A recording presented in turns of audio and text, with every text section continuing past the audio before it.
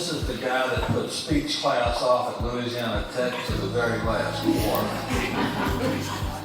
So this is not going to be a speech, but more of a fireside chat. And that goes back to the Roosevelt days when he would talk on the radio about what was going on in the 30s and then World War II. Well, not to state the obvious, y'all, but I'm not a mother. We all wouldn't be here without one. Amen. There's good, and there's bad, or the indifferent ones that don't care. There's all kinds of mothers. There are different kinds of mothers and titles of mothers. There's your birth mother, your grandmother, adopted mothers, foster care mothers, stepmothers, bonus mothers, mother-in-laws. Whatever name and title that you have, it doesn't matter. It's who mothers you. Yes. Who loves you and picks you up and guides you. I want to talk about my favorite mothers and the qualities that I admire and that I aspire to help my daughter be. My mother was Anna Ross Kilpatrick. She was born in 1914.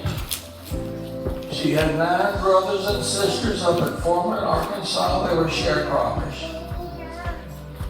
She had a hard life. They would play games and they'd lock her up in the smokehouse. They thought that was funny, she said. And consequently, my mother was raised hard. She wasn't mean, but she would tell me to go pick out a switch. So we had to go get our own switch. And we learned it better be a good switch, or she'd go pick one out. That was my mother. Ooh, this is going to be tough. This is about my wife. Mother of my child, Casey Kilpatrick. She was a kind soul. I met her in 1965 at Louisiana Tech, the freshman mixer. She was from Bossier, and I was a South Louisiana boy from Homer. And we just clicked. We dated on and off for 2 years, and then we really dated. And then I got drafted. I flunked out of school. I partied too hard. Disappointed my mother. I got drafted and inducted into the U.S. Army on November the 7th of '67.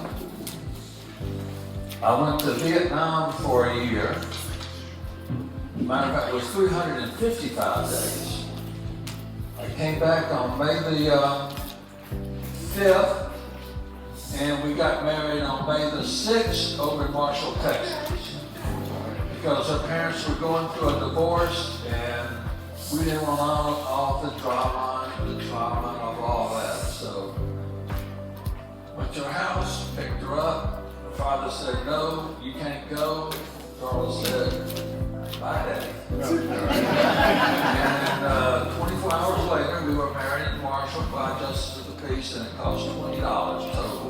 Marriage license, witness fee, and we've been together since then.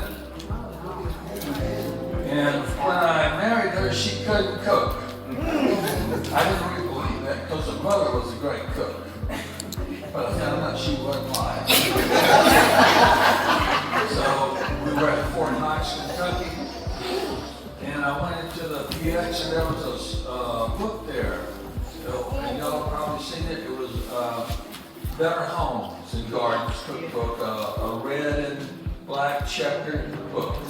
We still got that book. It's stained like crazy, but she learned to cook, and she's as good as Julia Child. That's Darla's. And she is in the dementia unit over at Shreveport Manor over on Mansfield Road.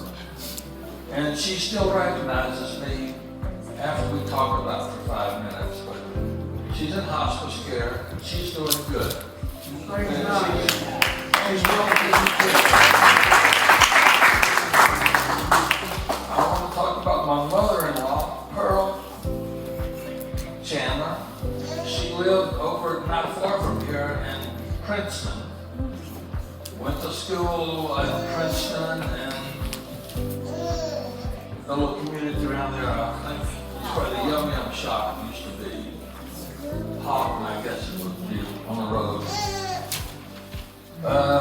That lady could cook, and I said, Doris, I can don't cook like your mama. She told you, I got plenty of time for that later.